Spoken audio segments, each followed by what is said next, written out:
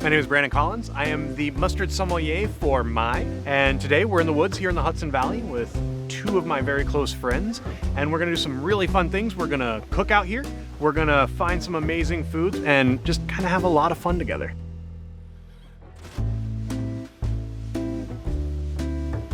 My name is Nicholas Lees. I'm a chef up here in Hudson Valley, and I have a food blog called Farm to Chef's Table where it talks about all the local ingredients, and I look forward to feeding you in Hudson Valley. Let's eat. So that's Mount Beacon, and that's actually where we're gonna go foraging today. It's gonna be a lot of fun. Can't wait. James is like hidden in the woods. Hey, what's up? How's it going? What's up, man? How you doing? I'm doing so good. This is gonna be fun. It's still crazy to me that like we haven't spent a lot of time out in the woods together, but we spent a lot of time kind of hanging out together. I think we will be spending more time in the woods doing this kind of a thing. These guys right here, the juneberries. It's a native plant all throughout mountainous regions and the Appalachians. Now, these guys could grow in swamps. They could grow in pretty nutrient-depleted soils, and they're delicious. Well, that's one of the cool things with mustard too. Is like mustard can kind of grow in any form possible. My favorite way is just like make a mostarda out of it. Just take some mustard, whole grain mustard, just mix it in there. Not even really cook it down at all. I love just eating them out of hand. And now, what exactly are we looking for? So with these guys, you're looking for the darkest, most dark purple of the berry. Okay. So those are the ones that are gonna be the sweetest. These will be great with that mustard. I really will. This is gonna be really cool. Duck too. There we go. What do we got? We got plenty, right? Thank you. All right, let's start walking. There you go. Yeah. Another great thing about being in the woods and getting this close to everything, I recognize the other plants and I start to, see spiders and insects and all these different things that are part of the ecosystem. Let's cut this way. This way? All right. Yep. The pandemic kind of helped reset a lot of things. So from a foraging standpoint, that had to have changed what you see and how you see things. As chefs, we need to, and as foragers and chefs, that we need to kind of look at these wild species that are here. They're not going away. People are going to find them in their backyards, and okay, well, let's utilize them. It helps us tell a story on the menu too. Like it's Exactly. when you say like these juneberries are picked by me or James or Brandon, and that's a story, Through telling that story, telling people what is out here and how important it is to pay attention to, to these wild spaces we have as well, to preserve these wild spaces. And like all the stuff that we have here, I mean, for us as chefs, this place is invaluable. There's nothing better and more nutritionally sound than something you're pulling out of the ground and handing it to the chef 2 hours later. If you want to make a restaurant fully off Hudson Valley ingredients, you absolutely can. Easily. But you can buy ingredients from wherever you want to, Japan, France, everywhere. Yeah. And working in some of the best restaurants in New York City, it's like some of these chefs from down there are using ingredients from up here. So it's like, we have it here. We're the breadbasket of most of the East Coast. This right here is one of my favorites. This is wood sorrel. That's like heaven. So that is heaven. Technically. I'm like, give me I that. picked like one of our favorite ingredients. Oh, yeah. It is. It really is. This wood sorrel is like lemony. And it's nice and tart. this little bite tastes like a lemon segment. Even the little small seed pods have the same burst of flavor, but it gives a nice little texture as well. Like a little lemon caviar type thing. Yeah, it really is, man. I love it. It's in season. It's wonderful. It looks pretty on the plate, and it just tastes like lemon and citrus. It's a no-brainer. Of doing this stuff too is like finding something that is going to mimic that thing that you can't find around here. Around here, we don't have any citrus, but we do have plants that contain the oxalic acid. You know what I mean? That is going to give that lemony citrus punch. Yeah. There's also some sheep sorrel out here that we'll get to add with the wood sorrel.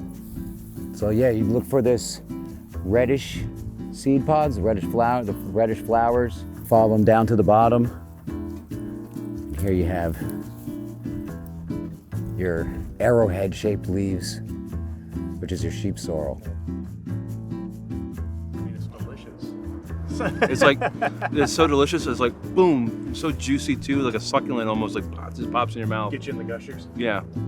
It's just like kind of like something you would add to a dish, just but like to carry something through almost. Let's go and eat. Exactly. Make a fire. Oh yeah. Out here in the wild.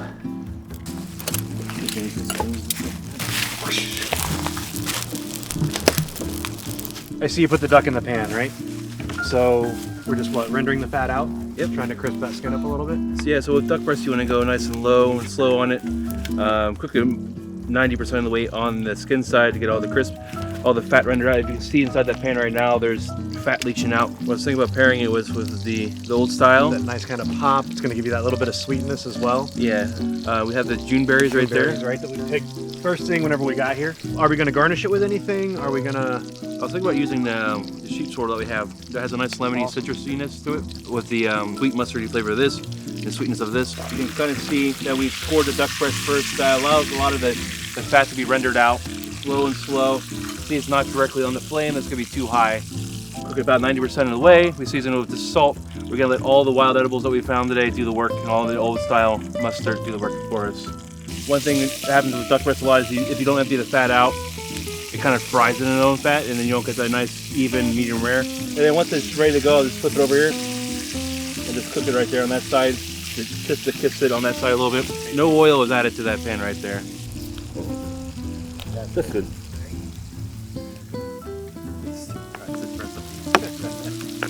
This is the key to cooking. Less is more, right? Yep. Ready? Okay, so we're gonna add a little bit of it's an Appleton 8-year rum, but any sort of like really good rum. And that's just gonna, again, add a little bit more depth to the actual Mostarda itself. We have the rum in there, but we're gonna add some of the wood sorrel as well, just to heighten the flavor of everything else.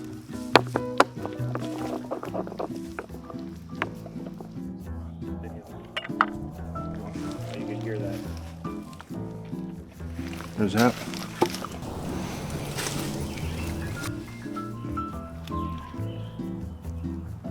Just in case anybody was wondering, this was made in the woods. Yo, really? That is beautiful cooked duck.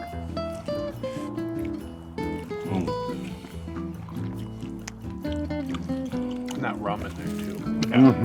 That really kicked. That mostarda is so good. And It's all in there. Yeah. that wood sorrel. Just with a little sheep sorrel. The pop. That's like, I mean, you'd pay $45 for that. Yeah. $50 for that in a restaurant. And be super happy about it. And yet, here we are in the middle of the woods, roasting duck and mixing it with juneberries and mustard.